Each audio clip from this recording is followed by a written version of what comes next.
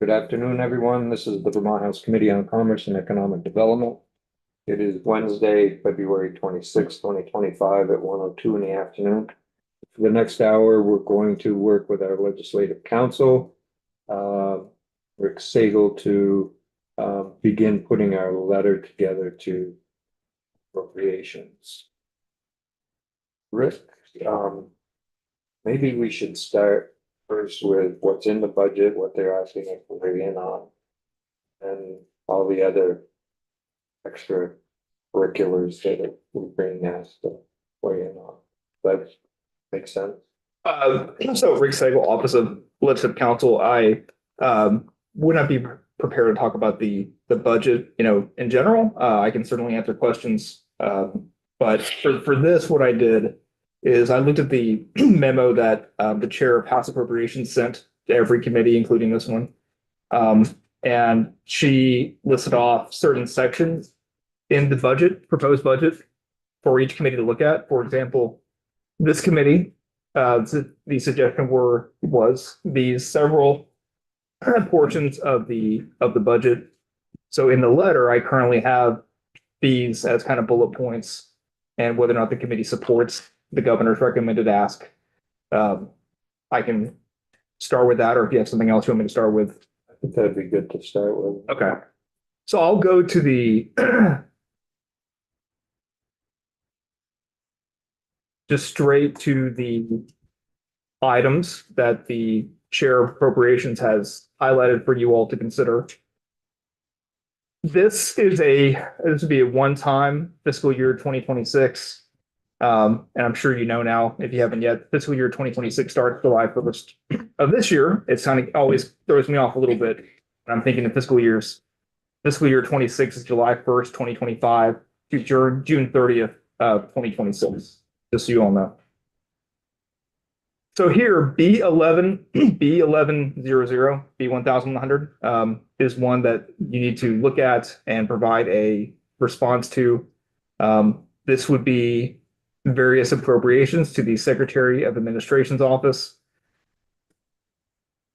Make sure this was, hold on, N. Ignore that. I forgot the N part of it. Here we go. So these M2, I think, wasn't it? No? I think it's just N. Yeah, just N. Okay. Okay, gotcha. But again, so this is, she may have missed a few things. I don't think she did, but it might be smart to make sure that the committee is reviewing what it should review. So N is DHCD in fiscal year 2026. Funds are appropriated for the following, and there's four things here. $300,000 for 2 limited service positions to continue an additional year. $9.1 million for the Vermont Bond Bank, Vermont Infrastructure Sustainability Fund. $15 million for the Vermont Housing Finance Agency Rental Resolving Loan Fund. And $15 million for the Vermont Housing Finance Agency Middle Income Ownership Development Program. So for the letter I've started drafting for you all, I just kind of gave an example of how this could look. It's up to you how you want to phrase this, but you could either do it appropriation by appropriation. You can do it department by department, however you think is appropriate for this. So we heard from, I think, from Commissioner Farrell and also from Chris Cochran about the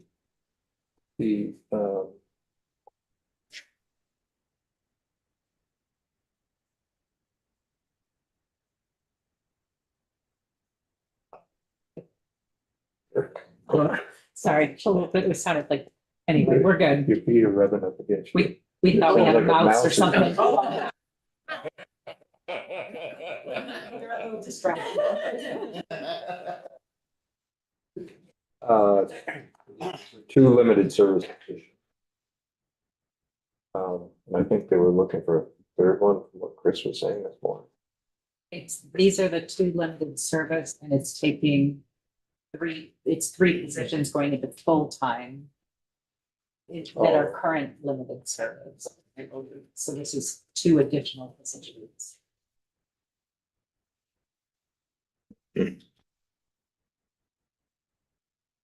we in support of that? That was the recommendation of the governor. This was Right. all the governor's. This is all, yeah, this is governor's. Governors.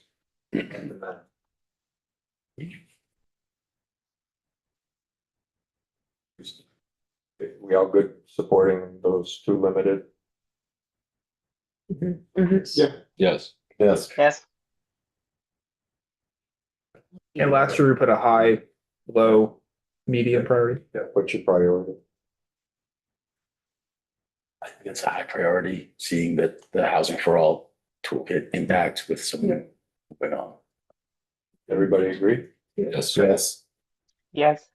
I'll say that I have a little trouble figuring out priorities until I see the other stuff, but just keep an eye now and then we'll just fine. Sorry. Just because we put a high priority, that's ours. When it goes there, it could change, but I think for us, we should say what is high, not looking at the dollar amounts, like me. That will then be appropriations. Had to decide if they agree with us or they don't agree with us. Okay. And I get where you're coming from, Herb. Okay. The 9.1 million general fund for the bond bank. That has to deal with the Association of Planning. yeah, it's to help efforts in getting infrastructure for municipalities, especially when we're talking either Spark or we're talking about HIT, whatever that new would be available to help. I think for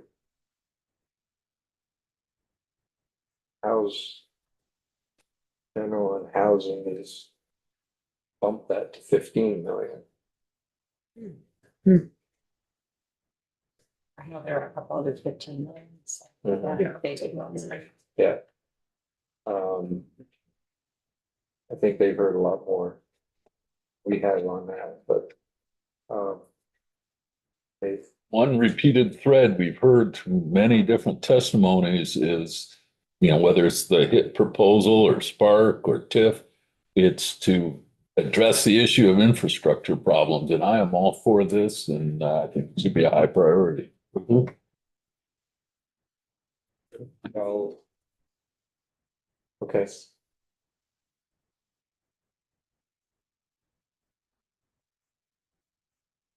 And the 15 million general fund, revolving loan fund at the HFA, rental revolving, everybody.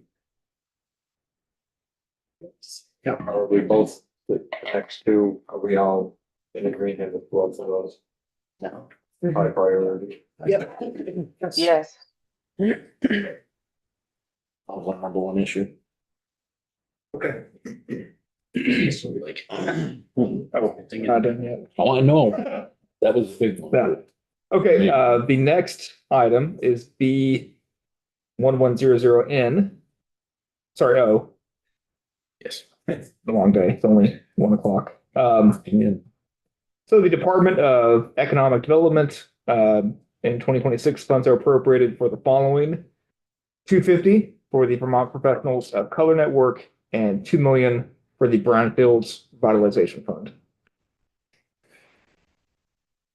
We heard from the OC that, well, number one, do we support the 250, the professional of color? Yes. Okay, Yeah. and then they have asked for an extra 100,000 in one-time funds to assist them in their network to help their business community. Do we want to add that into our recommendation?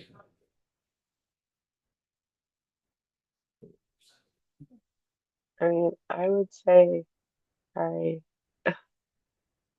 that I would support adding that because I think they've proven that they've been helping a lot with the growth of the business community.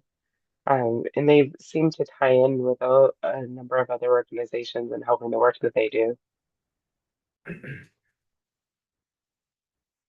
Okay, adding that, I thought they seemed very confident. I totally agree. Yeah, I support it. And it was specifically to expand their technical assistance and business education. I'm sorry, Emmy. Oh, the extra $100,000 was specifically to expand their technical business, their technical basic business education to members and expanding their network specifically with business supports. Thank you. I think they have shown to be a really effective organization. Is it a one-time, do you think? Okay.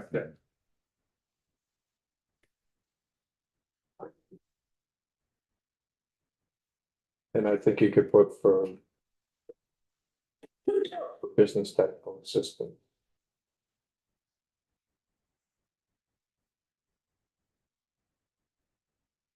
The next is brownfields What about the priority? priority. Yeah.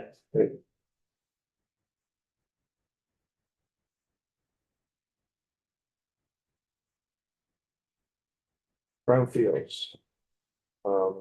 We've heard from the Agency of Commerce. This has been an important program the last few years that we've been able to fund, that has been able to get started getting properties back into the roles of economic development, being able to utilize those properties, getting it cleaned up and back on the economic development roles. We support. I support the two. I think that the Association of Regional Planning Commissions was recommending an additional amount. These things are really expensive. And 2 million gets chewed up pretty darn quick. And they're on sites usually that can be, if they're clean, they can really be transferable pretty easily to economic development centers. So I'd go with the 9 personally. Forward what? 6. Is that 6? I think the governor's is 2 million. And I think the Regional Planning Commission requested that be boosted to 9. It's went up to 6. Yeah, it says 6 on their thing. It says 2 of that would be for the RPCs. Oh, did I get that wrong? It looks like it in our notes from Anna Grace.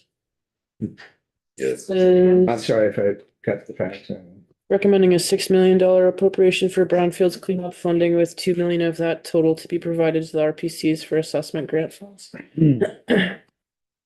Oh, I see. I got it wrong. Sorry. So Just a recommendation, so I think that's a good idea.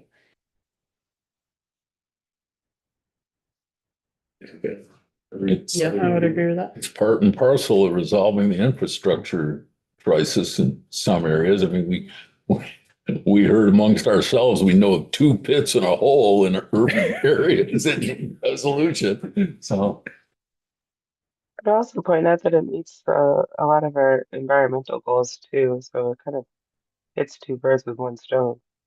Seems like good money spent. 6 million. Well, an additional 4, right? Right. Oh, Yeah. well, because you got a caveat at 2 million to the The RPC.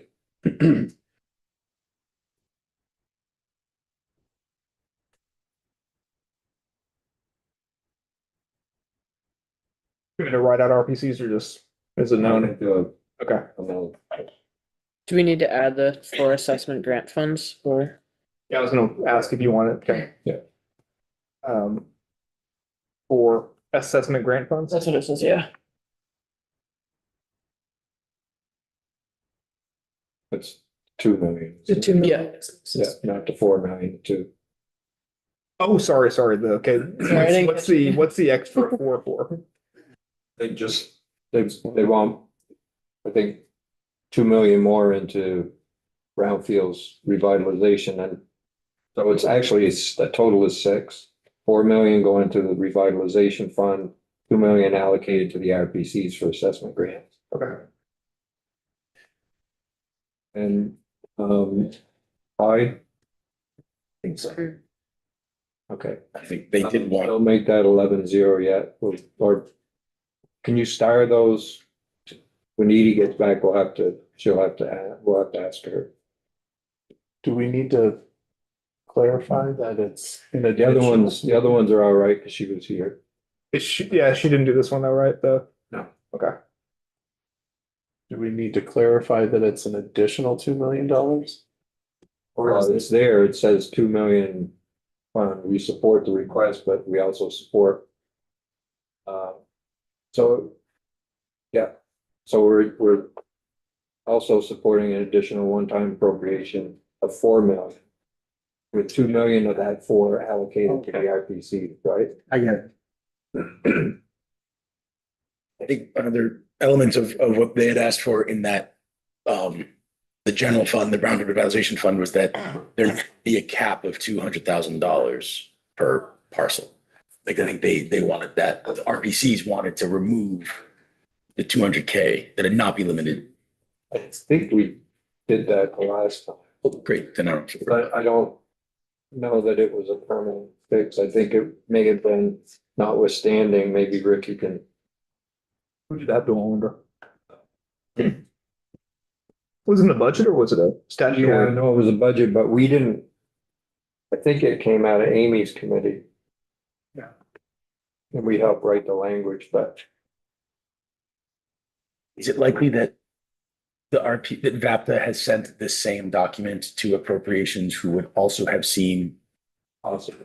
Okay, so they might have the information they need to, if they wish to get very fine tuned with it. I've actually found the document that it's submitted to us. And the numbers, I think, are generally right.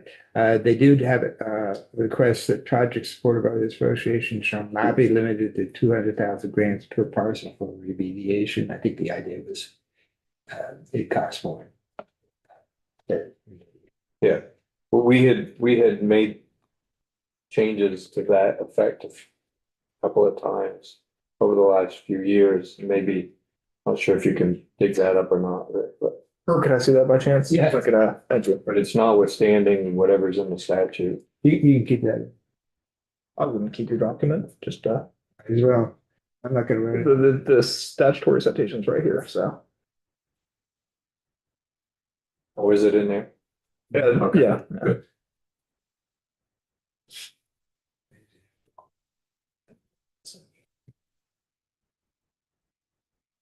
And you want that to be permanently? 200, like, remove the 200,000 permanently? Thought that was what they were asking for. Or do you make sense? So is it, except notwithstanding limitations, does that mean that they're not looking to actually change VSA? Not a permanent change, notwithstanding is not a permanent change. They're just sort of,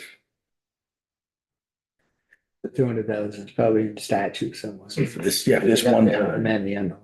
Right, So I guess I'm just want to be clear on what you want just the notwithstanding language. to be put in the budget letter? Yeah. Yeah. And this is for the brownfields. Yes. Okay. Well, for the grant assessment funds.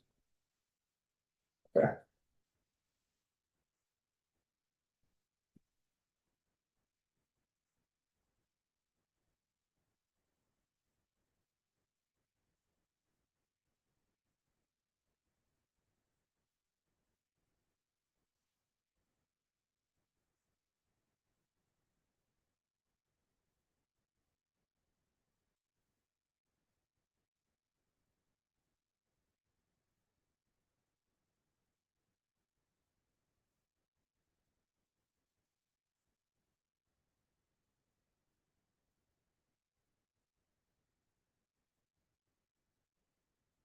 I can maybe fine tune that, but that's generally. Yep.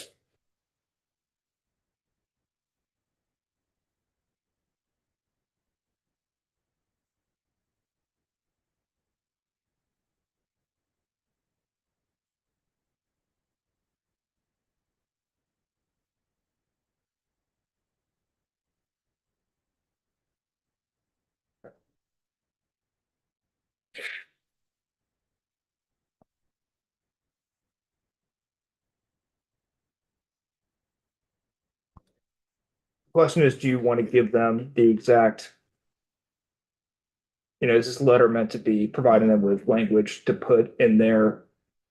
Because if so, then I will write it exactly like it appears here, but it doesn't really fit into the format of the letter. No, I think if they want the language, they have the ability to do that. Or if they want it, they'll let us know that they want the language. Okay. Moving on to the next item is C-103. Going back to the letter, here it is, C-103.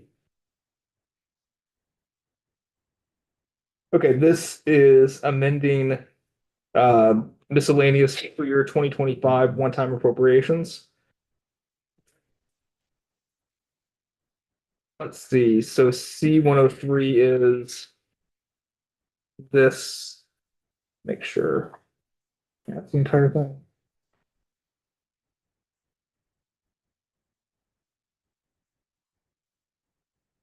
It's this Department of Economic Development in fiscal year 2025. Funds are appropriated for the following. So no changes to subdivision 1.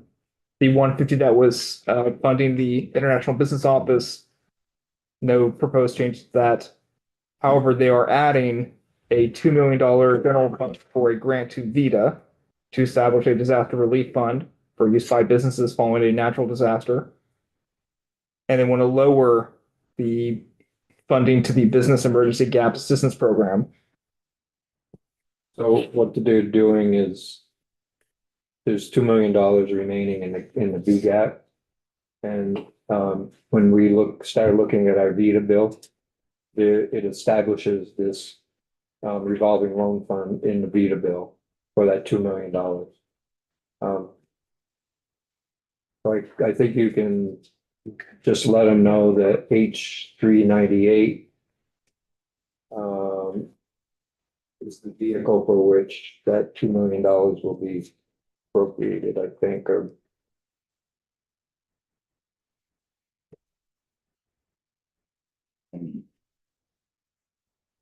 Did HCCD ask for 350? yeah, but I think that they put that in base funding. Maybe.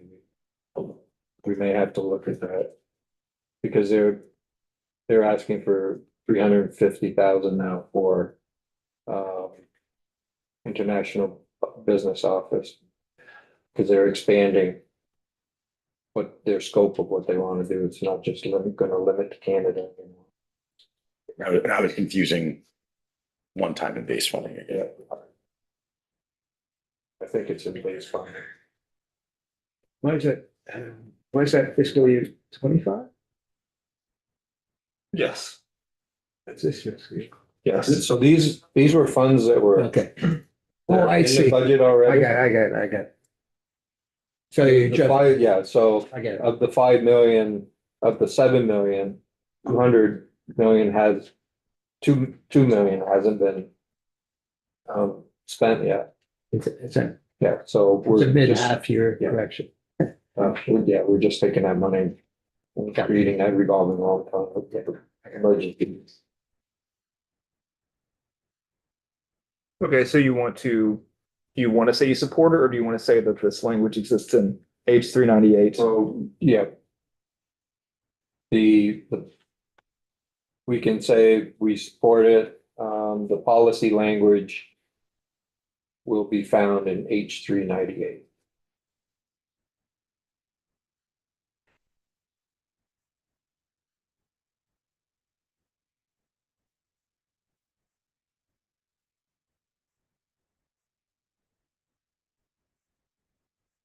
You want to provide a vote in a high, medium, low priority for this one?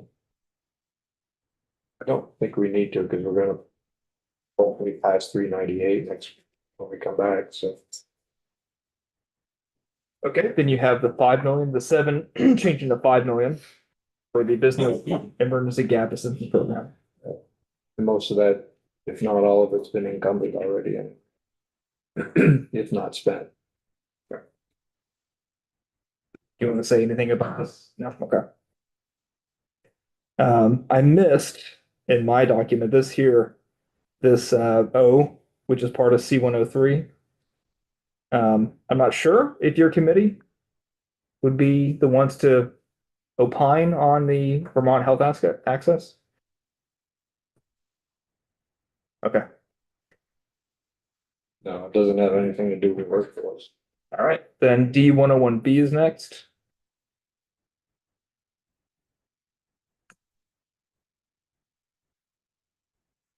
Oops.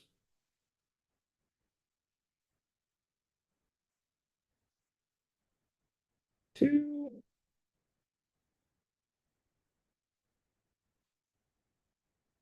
Okay, D-101 and then subsection B. This is the fund transfers. The following transfers shall be in accordance with the citations provided. Transfer estimates are for purposes of developing the fiscal year 26 budget and do not supersede the actual fiscal year end transfer amounts. So you have these funds, the insurance regulatory and supervision fund, the securities regulatory and supervision fund, the unclaimed property fund, and the captive insurance regulatory and supervision fund. So talking about transfers here, I'm not sure. Yeah, it's their normal fund transfer from their funds into the general fund. Did we hear from not necessary for their operations? No, but Okay. yeah, I say the committee supports these fund transfers or just I don't know. take it out? Yeah, I don't know that we need to even weigh in. It's just the normal. I'll put this in italics. I don't want to delete it yet. All my hard work. E504. Okay, this is flexible pathways. They want you to look at the entire E5041. Okay. So you have a notwithstanding of this education fund appropriation, the amount of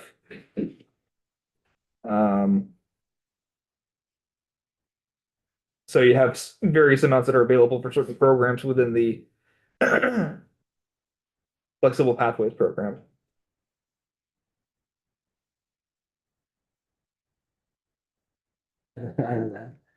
Which is that these are really important things to do. I question whether they should be coming out of general fund, but I don't see it changing, so I would support them.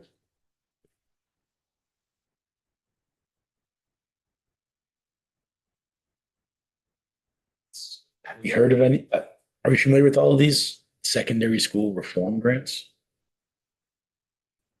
Is that,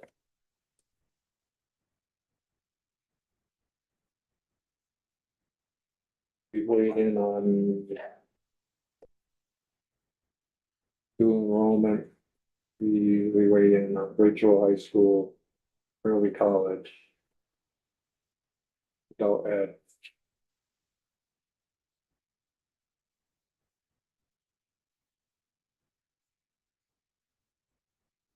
Not familiar with secondary school reform grants.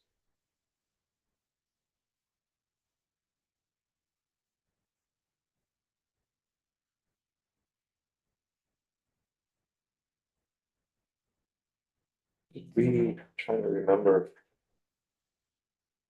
I don't think we heard anything from anyone back or anyone about increasing the levels of any of these appropriations.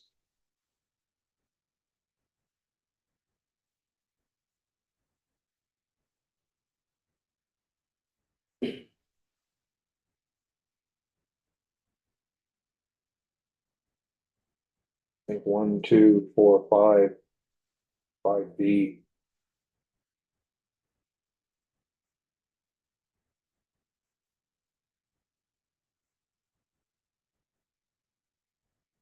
Supportive of.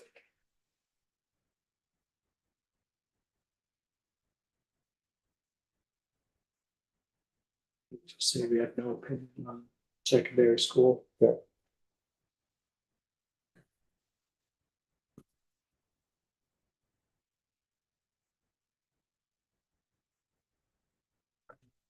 You know, virtual high schools, we heard that.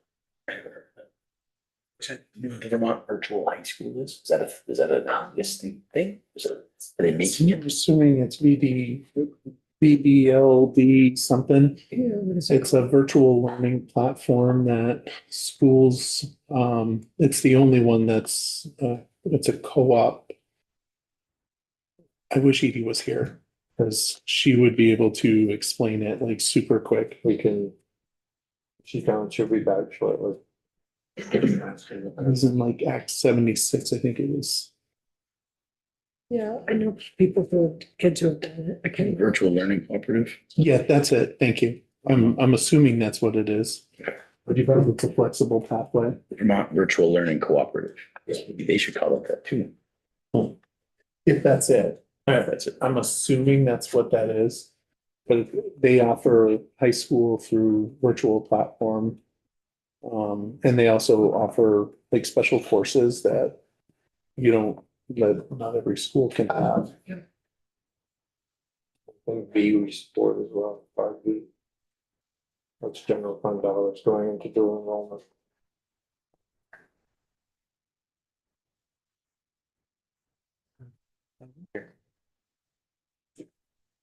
Okay. So we'll come back to that when Edie gets back. E605. Show you all. There's two left on here. This is VSAC, the Vermont Student Assistance Corporation. So of the funds appropriated to VSAC, 25,000 shall be deposited into the trust fund. Not more than 300,000 may be used by VSAC for a student aspirational initiative to serve one or more high schools. And not less than 1 million shall be used to continue the Vermont Trade Scholarship Program established in 2022. Of the funds appropriated to VSAC that are remaining after accounting for the expenditures, not less than 93% shall be used for direct student aid. Up after accounting, up to 7% of the funds appropriated to VSAC of this act or otherwise currently or previously appropriated to VSAC or provided to VSAC by an agency or department for the administration of a program or initiative may be used by the VSAC for its cost of administration. VSAC may recoup its reasonable cost of it, collecting the forgivable loans and repayment. Funds shall not be used for indirect costs. To the extent that any of these funds are federal funds, allocation for expenses associated with administering these funds shall be consistent with federal grant requirements. That's a lot. Okay.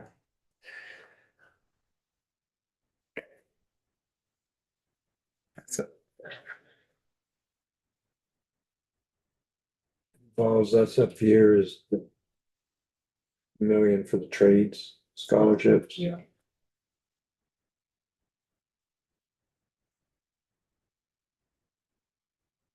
That continues that program on, I think.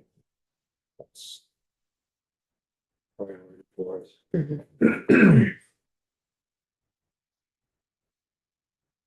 Sure. Support. I think we support number 3.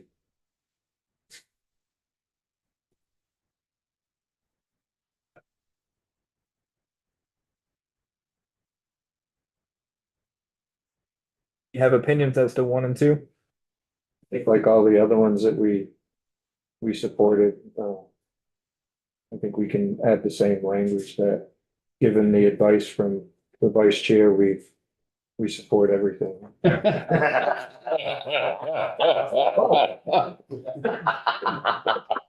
Amazing.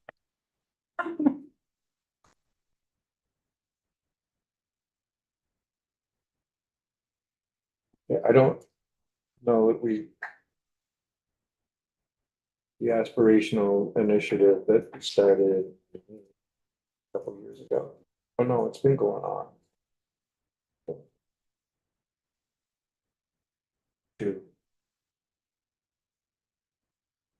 not remember hearing about it, but think we're more suited to weigh in on the trade scholarship program. High priority.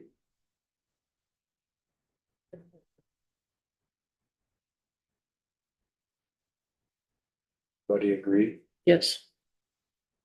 Yes. Yes. Yeah. We go back up.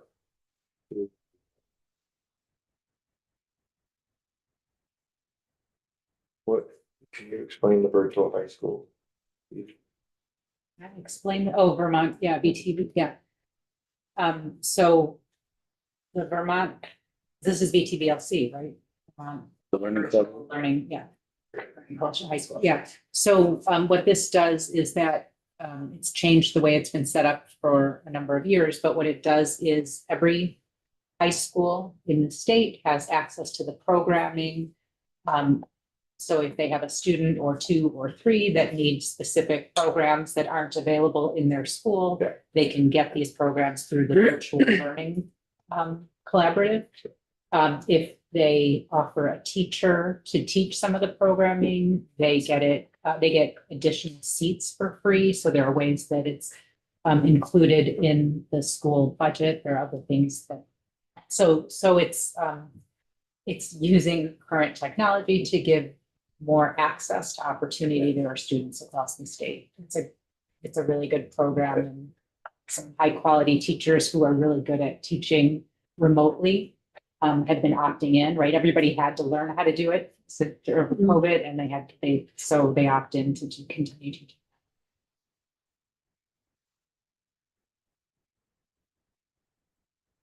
You want to weigh in? And this is part of base already. Yeah. I Not only I like it, but I'd love to see it expanded. I think that solves a lot of problems, especially with the rural schools. You can get some feedback from the teachers, put the committee support. Just change our school system.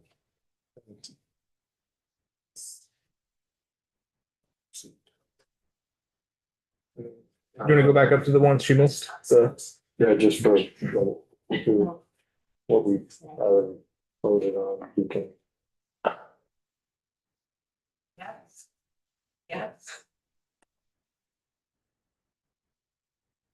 So there's two independent yeses. There's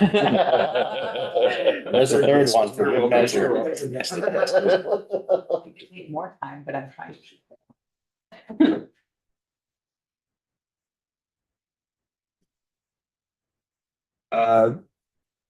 We are here.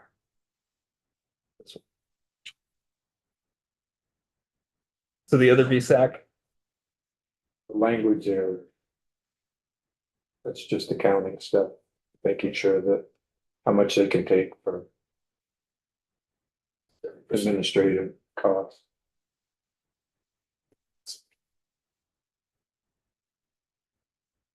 okay, then the last one to review is E6051.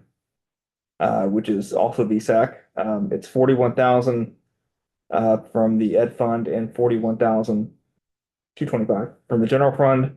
For dual enrollment and need-based stipend purposes to fund a flat rate, need-based stipend or voucher program for financially disadvantaged students enrolled in a dual enrollment course or in early college to be used for the purchase of books, cost of transportation, and payment of fees.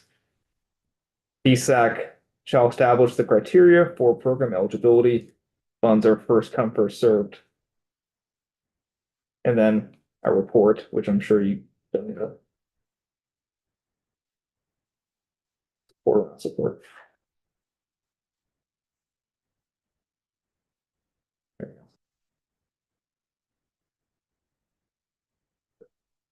go. Very good with that. Yeah. Yes.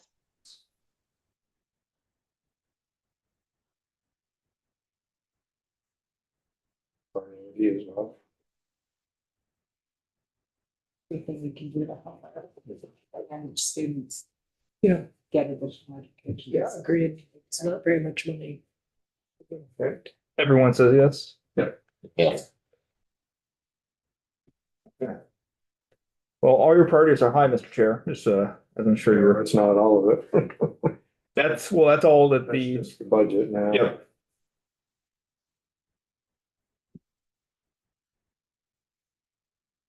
Asks to be included in the letter.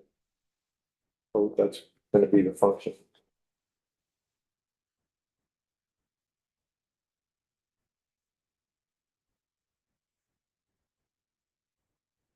It'd be easier if send your document to Rick. And then it might be easier for you, Rick, to write on that document and transfer it over. Sure.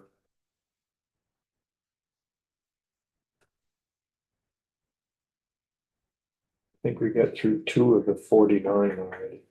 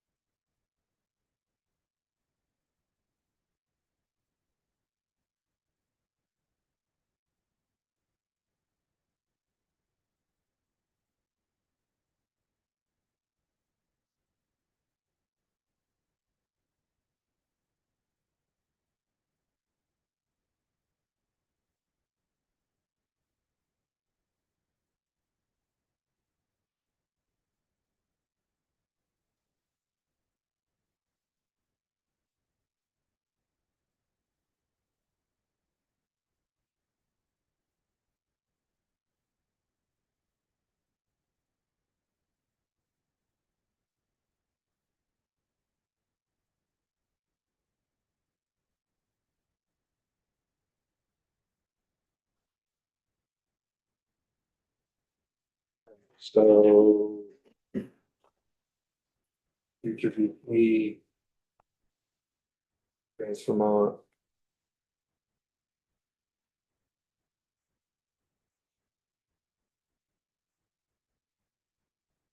Are we good with?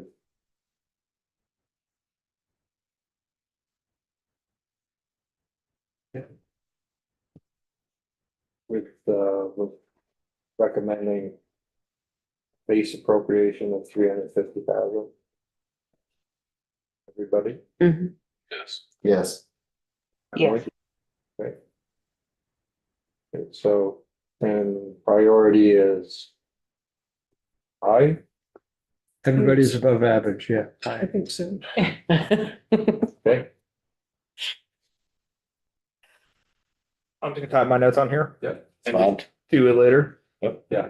I'll have so much time after this. This is due today, the letter. Most of it. Okay. No question. Next is VZAC.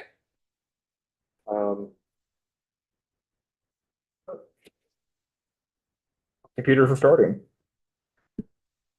Right. I did that last time you were here too. Yeah, this room. It's weird. I have battery. Okay, I don't know if maybe Anna Grace can share the screen. You guys can at least talk about it while I'm fidgeting over here. It's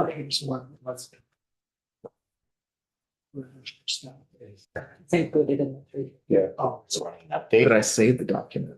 It doesn't need to be saved. It should auto save. Well, I'm in a different system. I'm in the document. What was that in like Office? Looks like. It should be fine. It should be fine. Yeah, it should auto save every like 5 or 10 minutes anyway, so. Okay.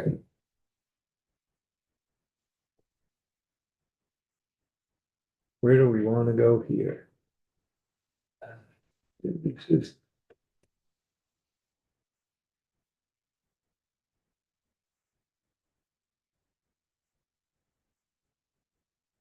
Some of this is in the budget. That first line is. Yes, Yeah, it's a 3.6. but this, but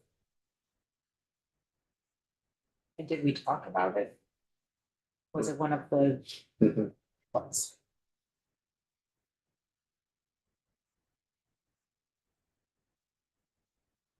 So they already, 3.6% increases in base budget appropriation already, but it does allow them to raise the household income from 75 to 100.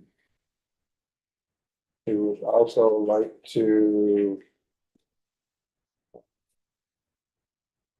start a new program which is based on previous occupational scholarships, which they did have.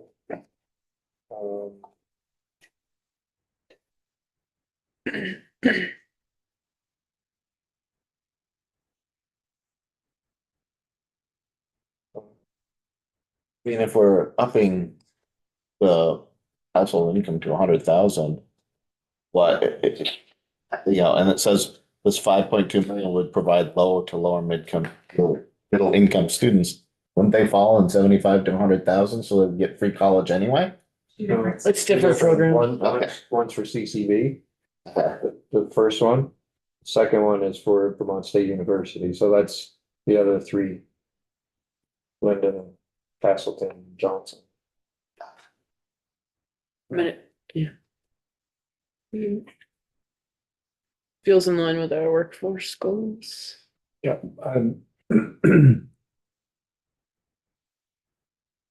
I think if the discussions that we've had, I think we caveat on the CCV piece for each with the first one.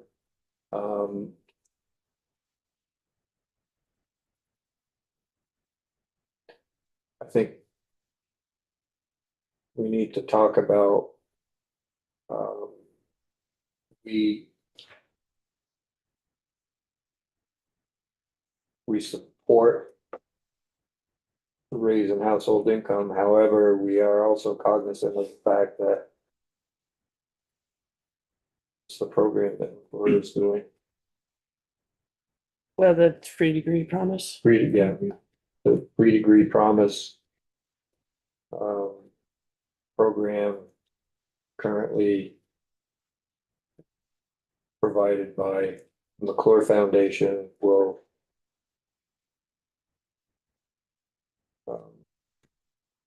end, in 2 years or end in 2020, is it 2027, 26? I think they said this year versus the last year. Yeah.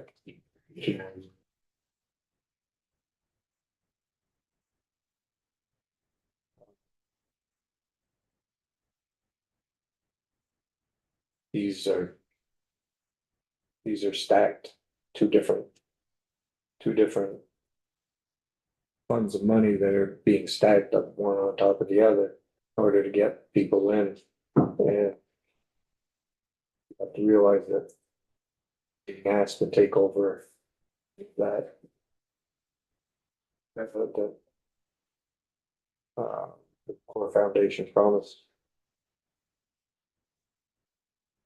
So I think we need to caveat that with that, so that there's an understanding that that's what's bill is in. 297. Yeah, it's not here yet, but I heard it's coming over.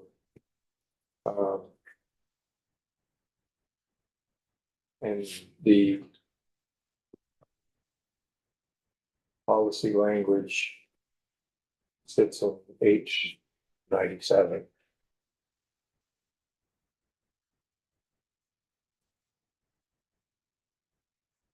I'm back. Sorry. Yeah. Ricky's back. So I have a question. So with free degree promise still in effect, why would we increase that? They're gonna cover it, Well, right? So we're increasing creating two opportunities from 75 to 100. but if we don't, the McClure, at least for another year, they will cover it, Our right? kids who are in early college, they get the next 2 years covered, Right. whether they have Oh. financial need or not. It's only if you start with early college. Okay, that's what I didn't fully understand, is if you have to start with early. Yeah. Got it. Okay. It's hard to It's so many. I've been, programs. I've been trying. Yeah. It's so many. Um. So.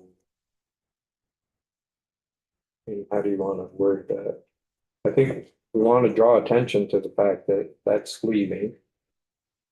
So And we I have. think we have concerns about increasing, The maximum maximum. household income, knowing that McClure Foundation program will be ending in 2 years.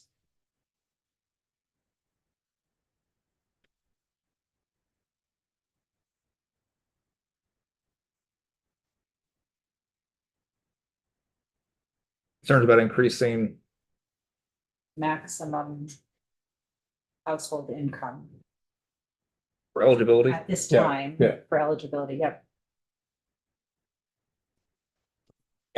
Due to McClure, well, that's one of the, due to the McClure Freedom, what's it called? Freedom and unity. Free degree promise. Free degree. I'll look it up. McClure is the free degree promise. I have it up. What was McClure's eligibility kind of? There isn't one.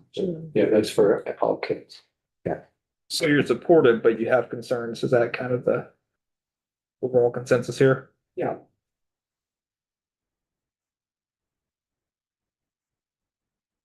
Ordered with concern. But I also would say that amongst those concerns is also that the teacher loan forgiveness program has not been, is not supported in the budget, nor is the Mental health. mental health. And it's down below, Rick, once you get there. Is the mental health instructor? It's, No. it's a forgivable yeah. loans. Mental, there it is. Not mental health counselor.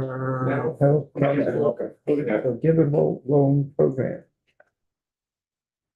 One more. And these are not funded in the In the current budget. budget, and you want them to be? Yeah. And I think, due to the fact that we still need teachers and we certainly need mental health counselors.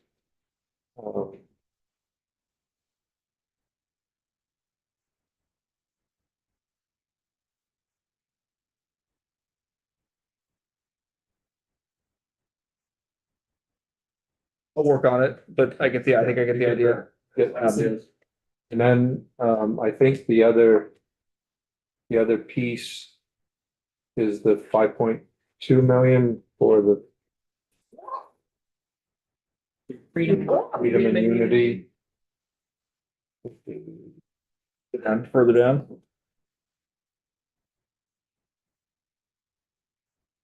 Yeah. Could be part of that VSAC. I think it's over. It's not, I think it's in, It's in the Scott Giles. yeah, it was, Letter. it wasn't. yeah, in- it's in Scott's letter, not, this is Patrick, it's Patrick's letter. Oh, yeah, the freedom, Anna Grace's solution. yeah, Anna I'm trying to Grace's stay away from your chat. piece, it's outlined in there. This is hers, right? You'll have a little more. But the- Ordinance Yeah, like Scott Giles, that, about. Right here, click on that. Okay, Yeah. okay, gotcha. Everything is linked in there. They love it. It's okay. Actually ready. Be just a couple more minutes. Let me switch my share to this. yes, and so that's. Yeah, there it is. Okay. So what I would suggest is that in the Freedom and Unity Scholarship that we support it. Should the committee find available funds something to that effect. That work for everybody. Yeah, you had some language last year. It was upon availability. I'll See it as a strong workforce development tool. So I need to run, but my suggestion is for Anna Grace to make changes on her Google Doc, just kind of typing in what the committee decides, and then she can share that with me. Well, we're done. Oh, okay. Well, then you don't need to listen to me. Come back at 3:45-ish. 45? No, I probably won't have updated language. That's fine. Okay. I mean, if we can get through the document enough for you to write it up, and tomorrow morning we can go through it and approve it and send it off. Okay. Get that to her. Thank you, committee. I'll be back. Yep. I'll bring Cameron in. Right? Yeah.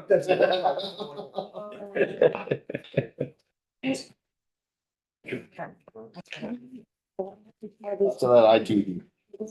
Yep. The small. Was that my screen still? Exchange program. I know, yeah, it should be on. So No, I don't have it. I think. I have a few things in that memo that as we try to put the small business sector on changes. Sending information to Anna Grace. Yeah, it's kind of interesting.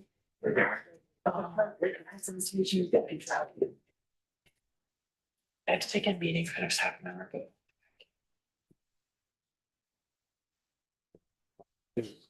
Right, back to send Cameron. Okay. Cassie's out there.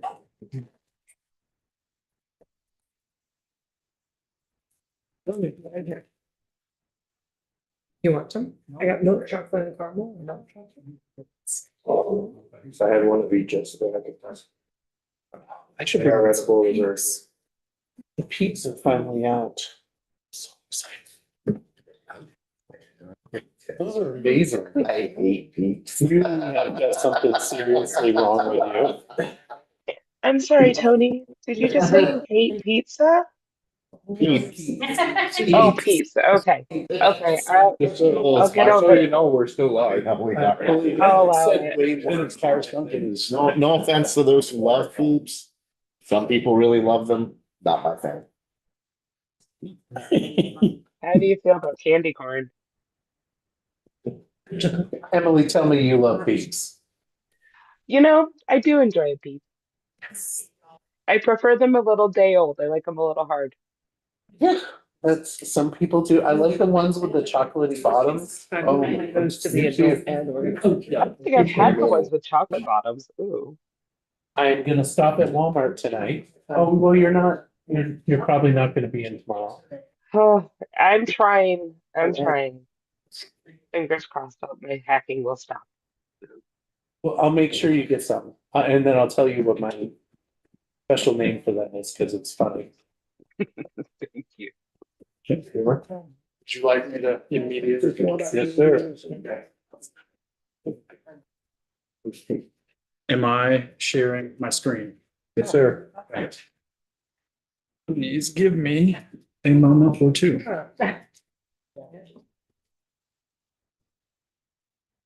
The SCA is doing, I bet you they sent out an alert. Well, sure. Well, Lucy, Because Vince and Steve was roaming always talking to everybody. So they're on it, Steve and Vince are on. That one will talk about it.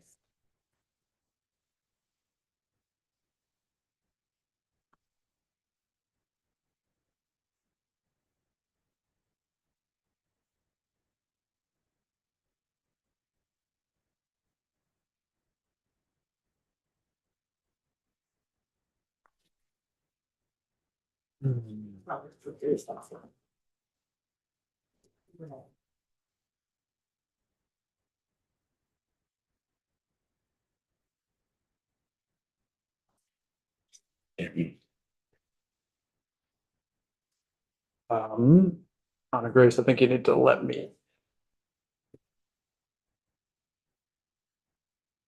There we go.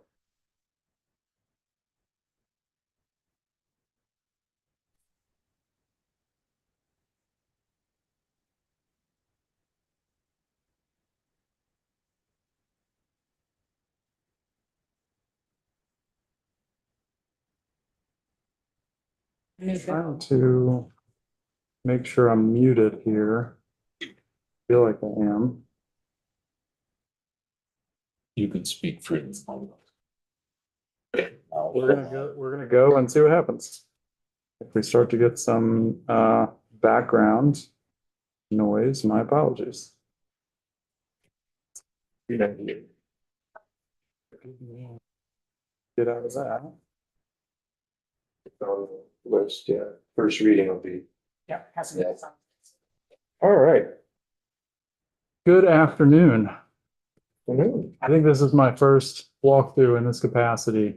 But I mentioned to the vice chair, this is one of my favorite committees because over the past 9 years, I've probably spent most of my time in this building, in this committee. So happy to be back. But in this capacity, as a member of the Office of Legislative Counsel. So I'm going to be walking through H 398, which I believe is ready to be introduced on the floor. And this is, as you can see, an act relating to Vermont Economic Development Authority. What we have here is we're amending quite a lot across the Vermont Economic Development Authority chapter. And before I jump in and get started, I just want to highlight a few things. For starters, as you all may remember, my background over the past 9 years has been with the Department of Labor. So in moving over and covering things like housing and consumer protection, retirements, pensions, these are things in my portfolio. I'm starting to swim in lanes that I am new to. And so just please understand, I may not be able to answer all the questions that you have if you have them. I appreciate that members from VEDA are here in the room and will potentially be able to assist in the event you have a question that is not language related to the bill. And I may be able to defer to them or just take notes and get back to you if that happens. So Before we do that walkthrough, maybe it would be good for Cassie just to tee it up of why what we're doing, what we're trying to do in this bill, and then get into the meat of it, right? that makes sense. And that's why I was kind of preferencing my comments there. For example, if someone wanted to know exactly what is VEDA, I can tell you my understanding of what it is in the past few weeks that I've been reading about it, but you may be best to hear from them. So. Yeah. Cassie here.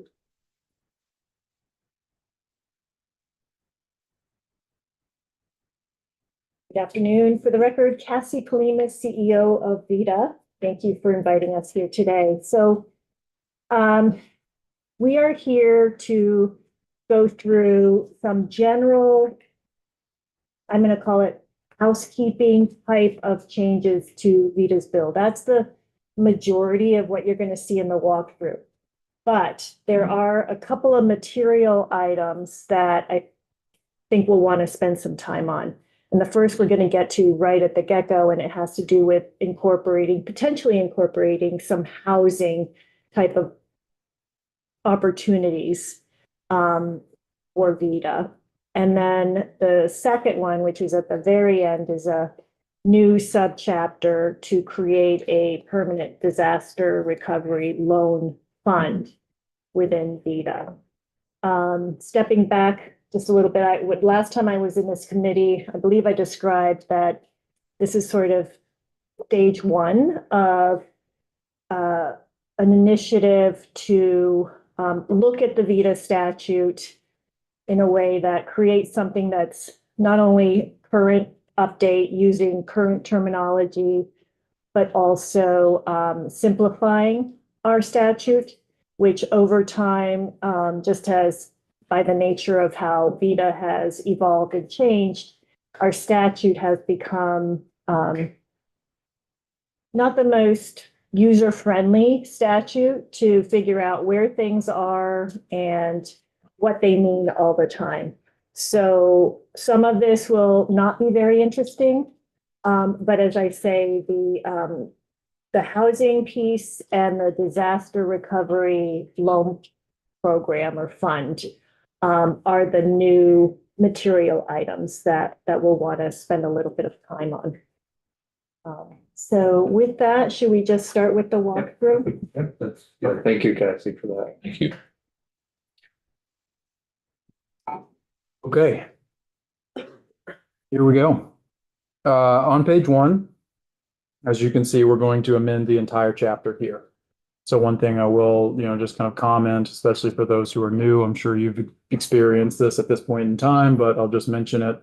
When we're amending, when we, the office, when you all are amending large portions of statute. So as I said, we're amending the whole chapter here.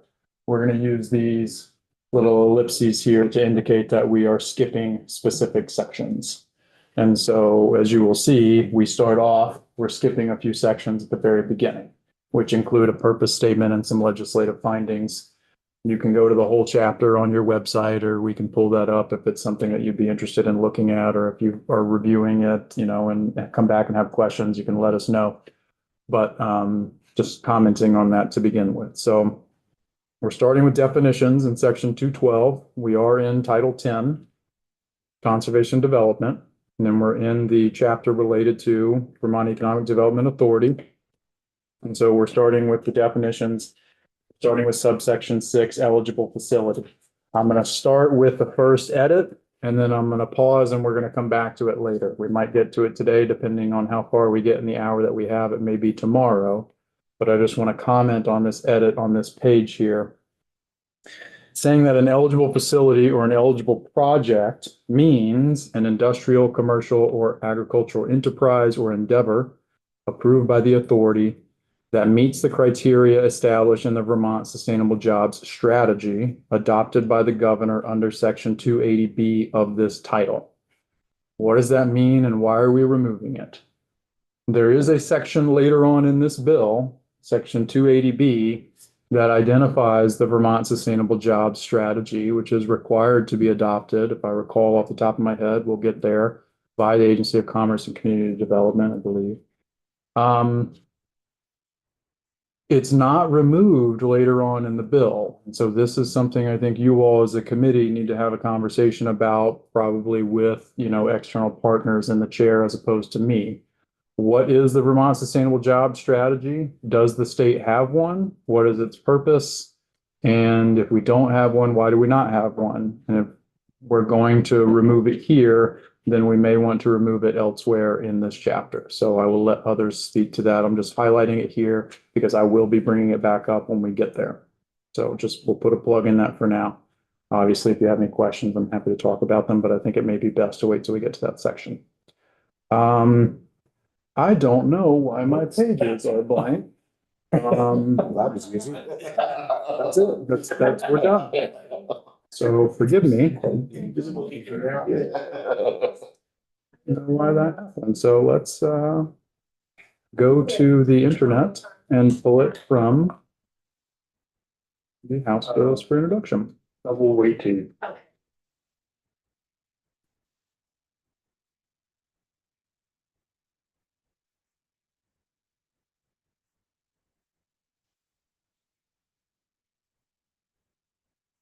Apologies for that. Okay. We're moving to the top of page 2.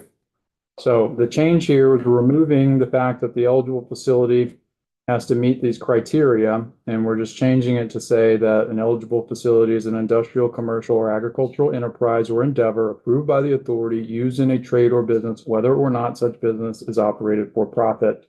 And then it provides, including these language that you can see are not being amended.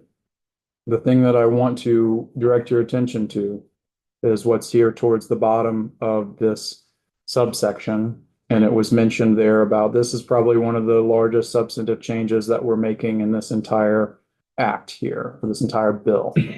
Whereas you can see here on line 6, we're saying that an eligible facility or project shall not include the portion of an enterprise or endeavor relating to housing unless authorized by this chapter.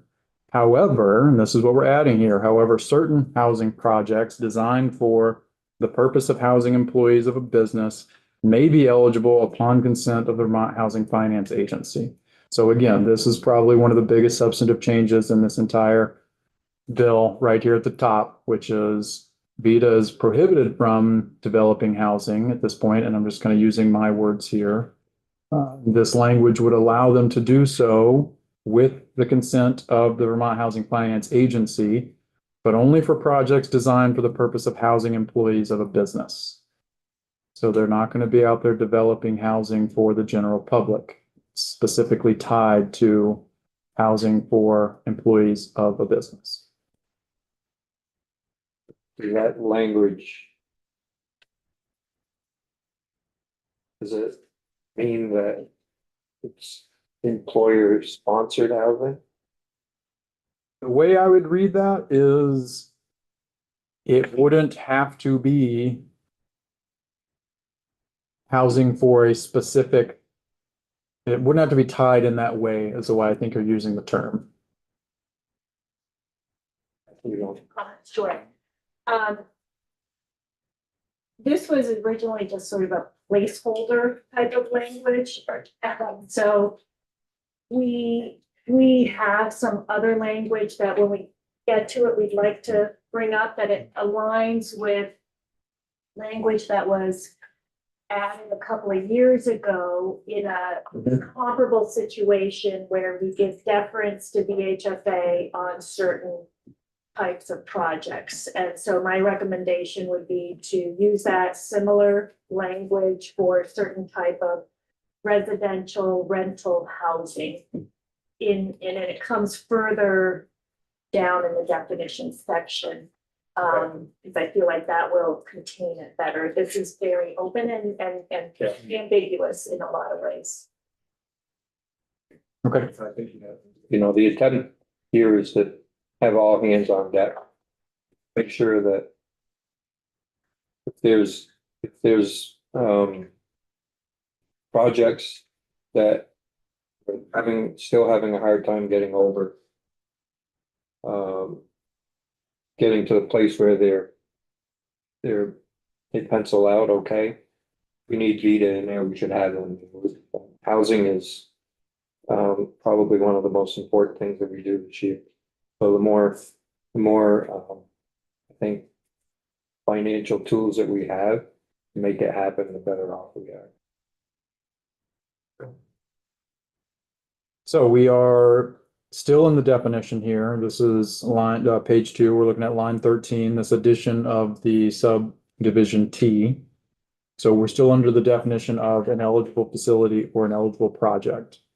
And we're adding that such an enterprise or endeavor may include any capital improvement, purchase of receivables, property, assets, commodities, bonds, or other revenue streams or related assets, working capital program or liability, or other insurance program. I would defer to VITA on why they would want that language or think that's necessary. As you can see, we're at T, so there are many things that fall under the definition of a capital project or capital facility. I'm probably not the best person to speak to what this is intended for, so. Okay. So I think what we'll do is we'll go through it, Okay. and then if there's no time today, then when we come back to it tomorrow. 'Cause I think we're gonna be pretty close to the point where we can move this bill. If not, Friday when we come back, we penciled some time in to finish it, but want to get it before crossover. I'm going to do my best to also just kind of highlight a lot of the things that are just technical. As was mentioned, a lot of things in here are cleanup, and I will do my best to kind of keep us going through them. Again, please feel free to stop me if you would like. The next few amendments here, everything on this page and the next page, the remainder of the definitions section where we're removing definitions, okay? So we're removing insurance contract, we're removing maturity date. The key thing here is, as you will see, these are definitions that apply only to subchapter 2. Subchapter 2 has been repealed. It was repealed in 2015, effective 2016. So essentially, this is cleanup language.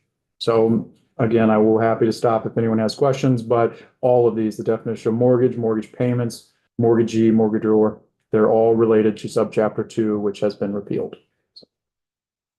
We're moving into the next section, which is section 213. So this is the authority. VITA. We're Right here, the First Amendment is in subsection C, the top of page 4 here, we're adding or staff. So as you can see, it says the authority shall elect a chair from among its appointed members and a vice chair and treasurer from among its members. The request was to add or staff. My understanding is from Vita that their vice chair and treasurer have frequently been among the members of their staff. You know, these are experts, you know, who work for the organization. And please, if I get that wrong, jump in. No, yeah, no, it's not quite right. Ah, Yeah, our recommendation is to just delete or staff and delete treasurer. And just have it be. okay, Vice chair and other officers. We never have staff as chair, vice chair, or. okay. That is not how the request came over to me. Yeah, no So, confusion. Okay, We don't have a treasurer. Yeah, it's not on you, it's on us. Yeah. okay. Please disregard, and I will take an amendment there We tend to have staff. when I have it. If you guys will share that as soon as you can, that would be great. Okay, line 2, disregard. We'll go to line 4. This is just, you know, cleanup language from our office. And then we get to line 6, which is that, this is the manager. So the authority shall employ a manager. And it says that the individual shall receive such compensation as may be fixed by the authority. And the proposal was to strike with the approval of the governor. So the authority would still authorize what the compensation is for this individual, just wouldn't need the actual blessing of the governor in that instance. Okay, we're going to keep moving here, line 13 in the sub I. So as you can see, this is a report that was required back in January of 1989. So it's simply kind of obsolete language at this point, and the request was to repeal it if we're cleaning up language. So it is being repealed here. Okay. We are moving into section 214, which is still related to the members. Again, you'll see on line 19 there, this is just removal of another reference to subchapter 2. So we're moving to page 5, and we're under the section related to the manager and the manager's duties. And so you'll see here at the top, manager is the chief administrative officer of the authority, shall direct and supervise the administrative affairs, technical activities of the authority in accordance with any rules, regulations, and policies set forth. In addition to other duties, the manager shall work closely with the Agency of Commerce and Community Development and provide assistance to the various divisions of that agency when requested, is what's being proposed to be added to facilitate the planning and financing of projects. And then it's a removal of the sub 5, which is make recommendations and reports in cooperation with ACCD. I can let them kind of speak to this probably in more detail as it was described to me when I asked about this. Just wanting to make sure that the language doesn't require the authority to do something in every single instance. So that's kind of why it's being proposed to add when requested here. And then here, it's just wanting to make sure they're not having to make recommendations and reports in every single instance of proposed projects, etc. So it's just kind of removing language that had been interpreted to require them to do a lot of work, even when they're not being requested to do work from ACCD as it relates to their projects, etc. Okay. You do have the sub 6 there, which is perform such other duties as may be directed by the authority. So, you know, the manager is still, you have that kind of catch-all provision where the manager here is still required to do the work as directed by the authority as a whole when the authority requests. So, all right, we're moving along into subsection 216, which is the powers of the authority itself. We're on the bottom of 5 and moving to the top of page 6. And it's the authority itself is authorized to. All the changes on this page are going to be technical in nature. So as you can see here on the sub 1, they can be sued. They can sue and be sued in its name. Service of process upon it, and any action shall be made by service upon the Secretary of State, which is typical, either in hand or by leaving a copy of the process at the Secretary's office. The sub 3 is just a cleanup because we typically have rules and not regulations when it comes to state entities. So we're cleaning this piece up to just remove the redundant word of regulation, which I believe there was another reference to rules and regulations in the page above that I'll want to clean up as well. But the reality is, when you get to reading something that says rules and regulations, it's just redundant to have the regulations there. So we're removing that. There is no change in subsection 6. There was a proposed change that I had, but our editors removed it. So just highlighting that will be deleted in any amendment that you all make because there's no change there. And so now we're moving to the top of page 7. So the authority has the power to make such charges against local development corporations as may be mutually agreed upon to assist in meeting the expenses of the authority incurred under this chapter, including any interest charged, and the proposal was to remove by the state treasurer. In subsection 10, it's just a language amendment to change from which to that. Moving into subsection 13, most of the changes at the top of this subsection are going to be technical. So the Economic Development Authority has the authority to cause to be incorporated in Vermont a nonprofit corporation that will qualify as a state development company under, just cleaning up the reference to federal law there. Federal law actually does promulgate regulations, not rules. So the state has rules, the federal government has regulations. So that's just another cleanup there. But I do want to highlight this line 10, 11, and 12. So VEDA can have, can cause the incorporation of nonprofit entities. And then as you can see on line 9, the voting members of the authority shall be members of the company that is created and shall constitute the board of directors of that company. And then this language says the company shall have at least 14 other members selected by members of the authority. My understanding of this is there are already 25 members on the board of the authority. It's your board, right? 15, that would make it. That would make it 29? Yeah. Okay. So you have 25, but it's 15 that are voting, and then the 10 are. We have a total of 15, and it's the same 15 on all. Okay. You have 25 members, no? 15 members. Who are the 10 residents? They're part of the 15. Okay. 5, yeah. Okay. 10. Okay, so this would make it 29 if you had to add an additional 14 people. So we're striking that. All right, we're gonna keep moving. So that's a substantive change I wanted to mention to you. It is a change in the policy that you should be aware of. It's not just a technical amendment. Another one. I hear that you all have been dealing with those over the past few years. I think it.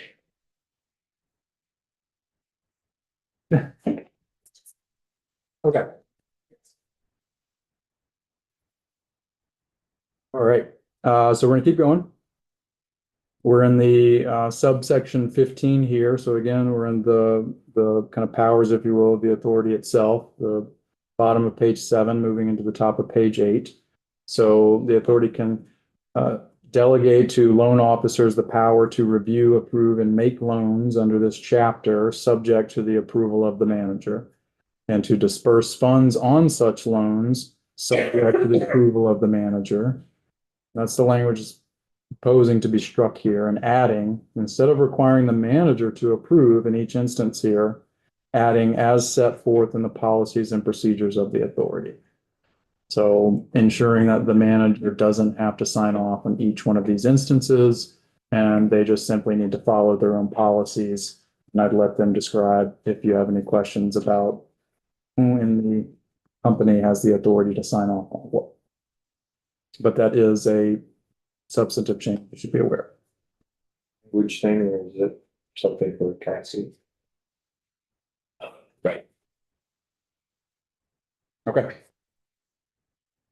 Moving into section 217, so these are records that are required to be kept by the entity. And I just want to highlight, this is primarily technical here, in that we are removing information required under subchapter 2. So right now the section is the authority shall keep an accurate account of all activities and of all its receipts and expenditures. What we're striking is information and records in connection with an application for an issuance under sub 2 has to be preserved for 3 years, and if the application is accepted for 3 years after the mortgage has been discharged. Subchapter 2 is related to mortgages. The comment that I made to Vita in preparation for this or in drafting this language was the repeal of that subchapter was effective in 2016. So it makes sense that they wouldn't need to, or they wouldn't have any records 3 years for an application from 2016. But this piece here, if the application was accepted for 3 years after the mortgage had been discharged and thereafter until the authority orders them destroyed. So I just, to the extent if they had any mortgages outstanding or hadn't been discharged within the past 3 years, they could have records that you would then be giving them the authorization to destroy that would be contrary to what is currently in statute. So I just mentioned to them to double check whether that was the case. And I'm mentioning it to you because it's not just a technical change in that sense. And they may simply say that doesn't apply. So, okay, keep going. Subsection C here, just a change for our drafting style. Moving into subsection 217A. So this is, and I just want to reorient myself on my document. It's a technical change again, you'll see throughout and later on related to mortgage insurance. And I'm probably swimming out of my lane here, so I will let them speak to this tomorrow when they're in here, but there are a lot of changes related to getting rid of mortgages and changing them to secured loans, et cetera, et cetera. And so probably best to talk to them about this section in particular. Okay, so we're on page 9. This is assistance that VITA can give to local development corporations, as you can see here. On section 231, we've moved into subchapter 3, which is related to industrial parks, speculative buildings, and small business incubator facilities. And so, do we know what is the definition of a local development corporation? So the chapter itself has a definition, yes. And I will pull it up if you give me 1 second.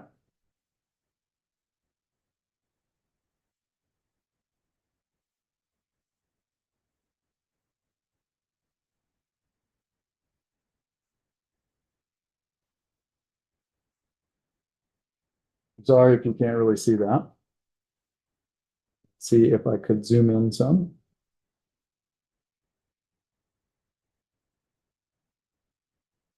Okay.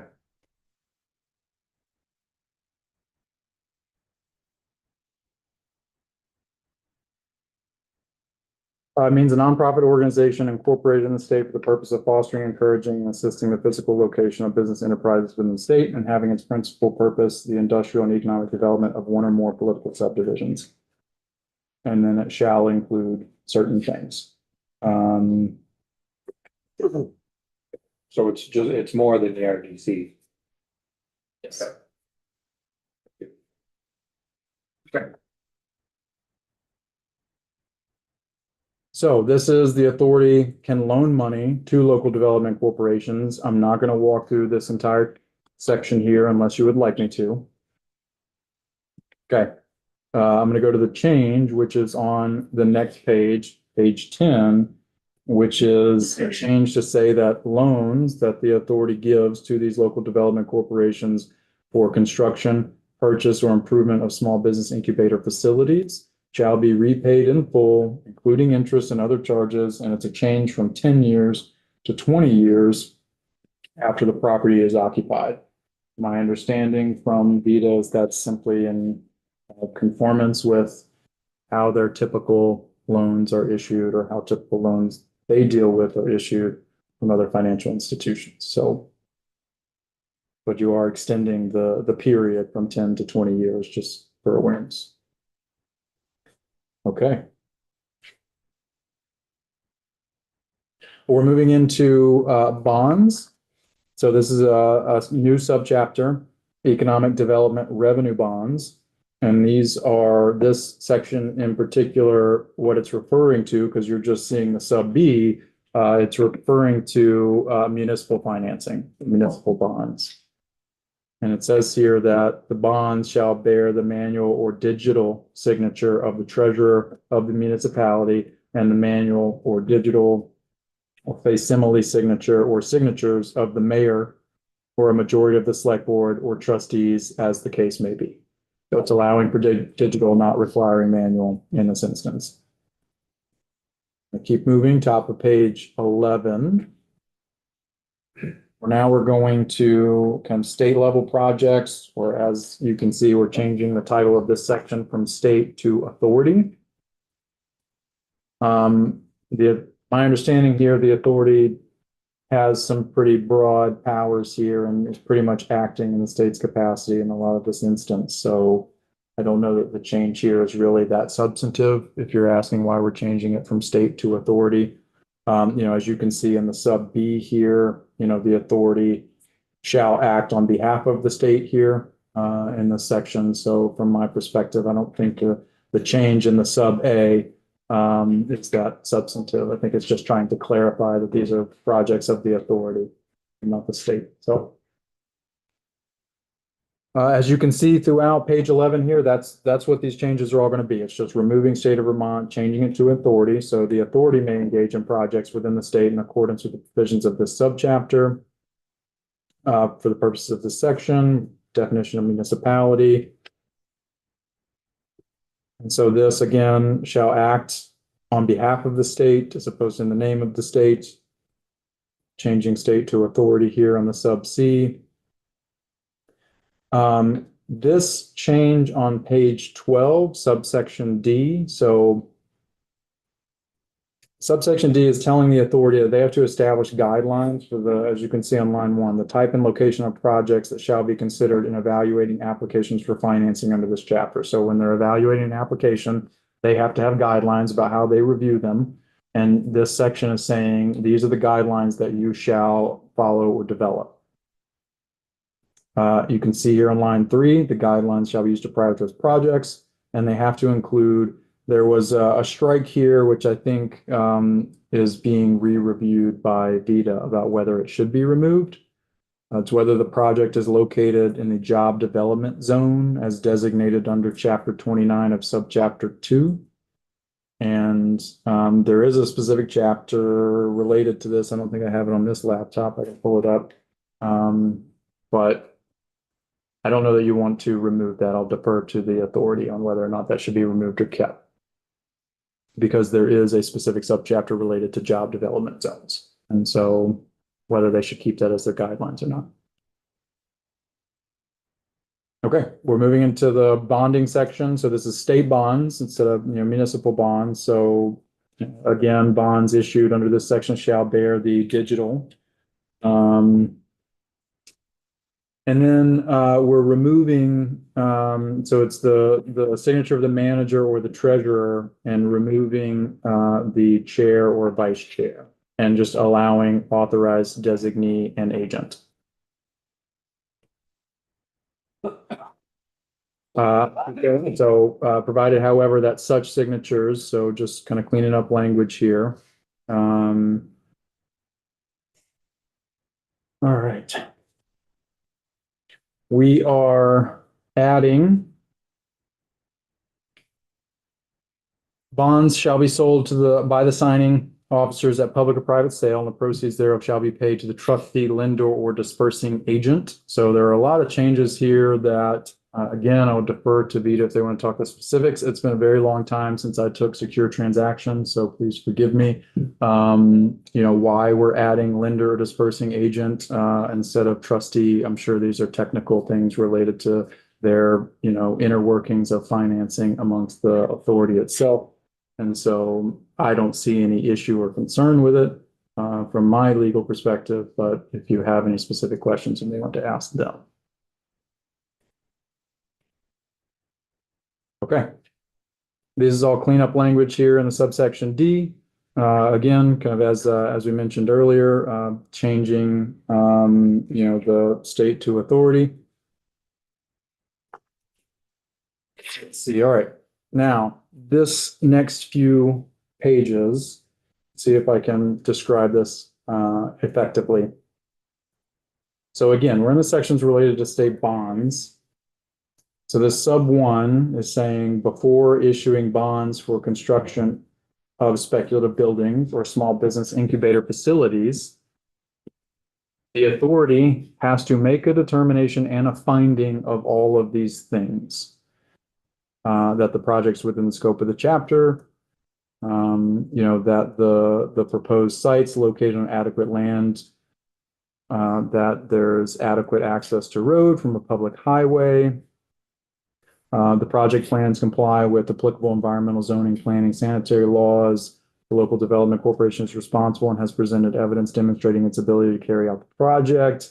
Evidence has been provided demonstrating the feasibility of the site. So, adequate provisions for insurance protection, etc. All of these subdivisions are found in section 232. So the thought here was to just clean up some, language that is simply repeated twice in the chapter. And so instead of having it specifically here, just have it referred back to section 232, which requires, what is 232? 232 is the section related to loans for the same purposes. So this is bonds. 232 is related to loans. This is referencing the findings that they would be required to make under that section. I have double checked. They are nearly identical word for word. So that's what this would be doing. Simply removing some repetitive language and referring back to that section. You'll actually see in the sub 2. So this is bonds for industrial park planning and development. Same thing. They have to make a finding related to all of these items. And you will get to the end. And we're just going to say, as required by section 237 of this title. And it's the same language. So there's nothing substantive change in that respect for all of those pages. I will comment here on the 3 and the 4 that while you're seeing these are being added, the reason I did this was because when you go back, I apologize for all the scrolling.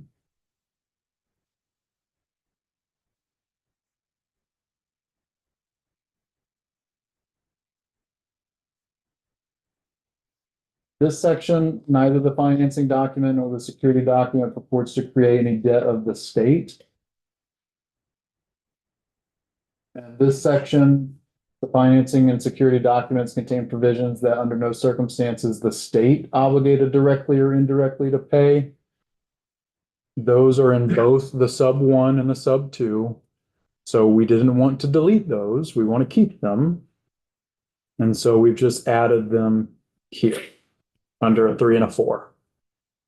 So under the 1 and the 2, whether they're doing it for this speculative building or they're doing it for the industrial parks, etc., either one, they have to ensure that under no circumstances the state obligated directly or indirectly to pay, and they have to ensure that it's not going to create any debt of the state with respect to the facility. So we want to keep those 2 languages, but that's why you're seeing it as new.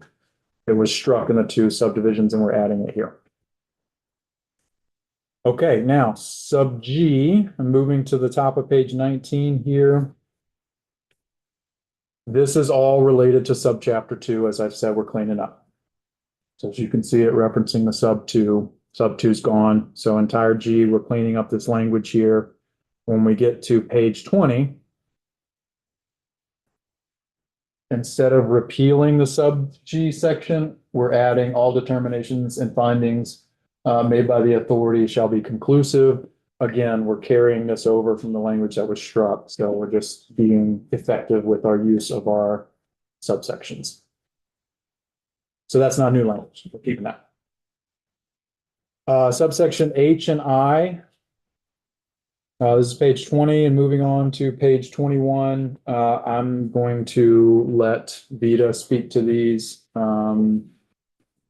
because it's a little this is related to bonding, and I'm going to let them talk about what this section actually does and why they're asking for it. They're probably in a better position to walk you through this than I am. Okay. And then page 21 to 26. This is, as I mentioned earlier, you saw some of the changes that we had, primarily getting rid of or moving away from the terms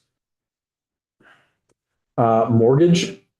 So as you can see in the subchapter, we're removing mortgage and we're just going to direct loans. And as you can see in a lot of this section, we're removing the word mortgage and we're going to secured loans. Again, I'll let Vita speak to why they want these changes. But essentially everything that we have from pages 21 through 26 are making that clear. So they're getting rid of mortgages and moving to the debt, moving to a use of a term of secured loan, which could be a mortgage, could be other things. So again, you'll see purchase here, moving mortgage, secured loans, adding security when you see mortgage. So, just kind of making that change throughout to be consistent. Those are two just technical changes there. We're on page 23, changing mortgagor to obligor all throughout this. So Line 1 on mine, it says that I still see a mortgage. there are some there. Yes, I'm sorry. Which, here? Yes. I will highlight that for myself and then ask Vita whether they want that changed to secured loans. Okay. So this subchapter 5 in its entirety, we're making some of these changes. And so that's just kind of the global, why are you wanting to do this in subchapter 5? I'll defer to them when they are here to walk you through it. Okay. And like I said, that was from page 21 all the way through 26. You're just going to see the same type of edits here on page 25 there, and now moving to the top of 26. We're at the bottom of page 26 here, where I'm going to highlight this change, which is, I believe, a technical change, but it could be substantive. It depends. This is in the Vermont Export Finance Programs. This is one of the programs that Vita operates. They have many of them. In the sub E, it says excess revenues over expenses shall be deposited in the development fund. It's not clear what the development fund is. And so in speaking with Vita, they wanted to change this to make sure it was the Vermont Jobs Fund, which my understanding is their primary fund they use for all the financing, et cetera, that they do. So we just wanted to clarify that's where those excess go. Okay, so moving to top of moving to page 27, sub 1, another technical change, moving subchapter 2. This subsection 7, again, similarly, I'm going to defer to Vita on their request of removal of this section. This is under eligible projects, and I don't recall under what subchapter this is. So I will get that for you, but I will defer to them on that. All right, now we have 10 minutes left. We might actually get through this whole thing. Wow. I mentioned at the very beginning the sustainable jobs strategy. So now we're in subsection 280B. And so what I should have done is pull up the entire section. Forgive me. So subchapter 10, Vermont Jobs Fund.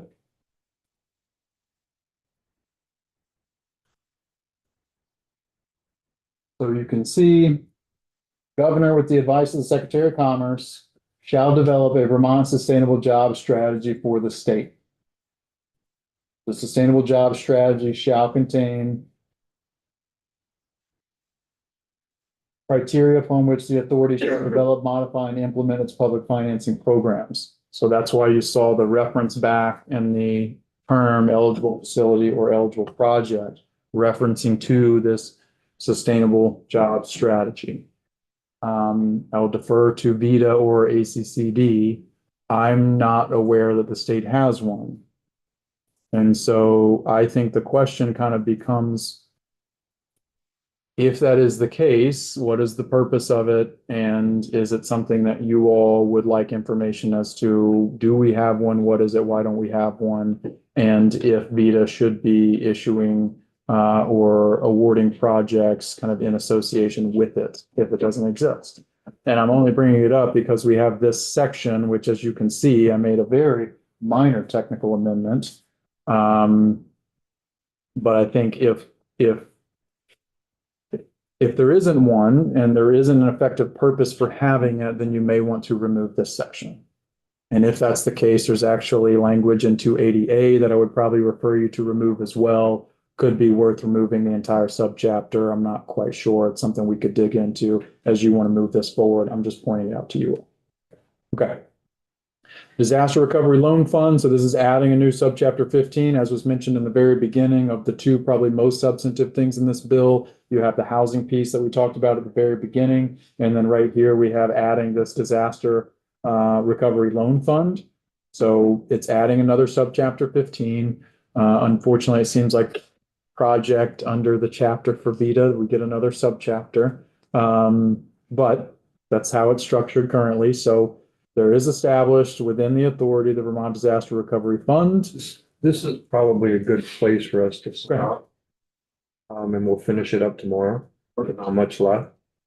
And then we'll have you, Cassie, walk us through, you, Jennifer, the changes and your, if there are pieces in there that you already know need to be changed, if you can get that language to Cameron. And probably what we'll do is, if they're really small, we won't do a strikeout, but if we have other things that we need to change or refine, then probably wind up doing a strikeout, but. Great, Thank you all for that riveting bill. Oh. They're all good. We, so the floor is pretty short. So let's come back in. I know that Chamber wants to talk about this bill.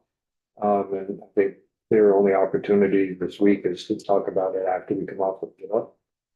And so we'll hear from Megan Sullivan, and we'll go right back to Rick to try to finish our letter up. Tomorrow, we'll be looking at this at 1 o'clock. So we have 2 hours.